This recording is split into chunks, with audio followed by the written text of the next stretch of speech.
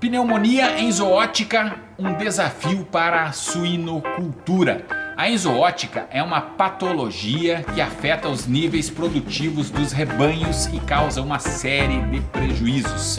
De fato, as doenças respiratórias são um dos principais desafios enfrentados pela suinocultura. Entre elas, a pneumonia enzooótica é responsável por uma série de prejuízos econômicos associados aos baixos índices zootécnicos, também com gastos de medicamentos e condenações de carcaças. Ela é altamente contagiosa e está presente nos plantéis brasileiros.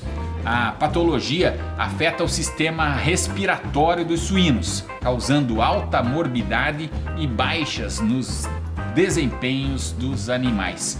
Pesquisas recentes indicam que a enfermidade pode causar perdas de até 30% no potencial produtivo do rebanho.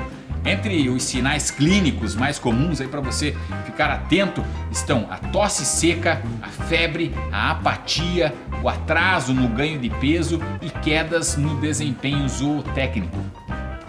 Nós recebemos algumas imagens de suínos com tosse. Vamos acompanhar. Bom, quem nos acompanha pela rádio vai apenas ouvir os animais tossindo. Isso não é engraçado, é triste.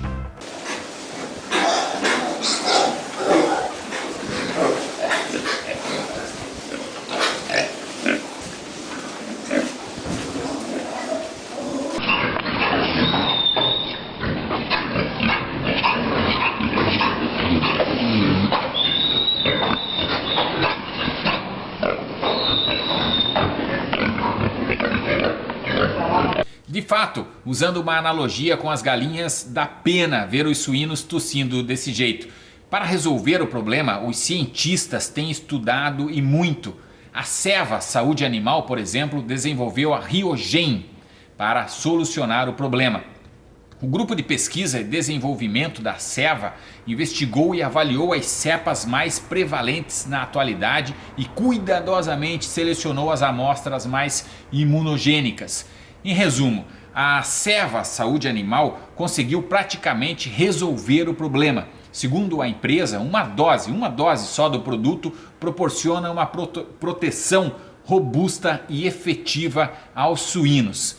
A gerente da unidade de suínos da Ceva Saúde Animal, a Marina Moreno, explica que graças a uma potente estimulação do sistema imune pelo antígeno originado a partir da cepa BA249099 de MH, junto ao exclusivo adjuvante Imuvant, criaram o produto a Riogen, que garante proteção aos animais de forma rápida a partir de 17 dias após a vacinação, por períodos superiores a 25 semanas após a imunização.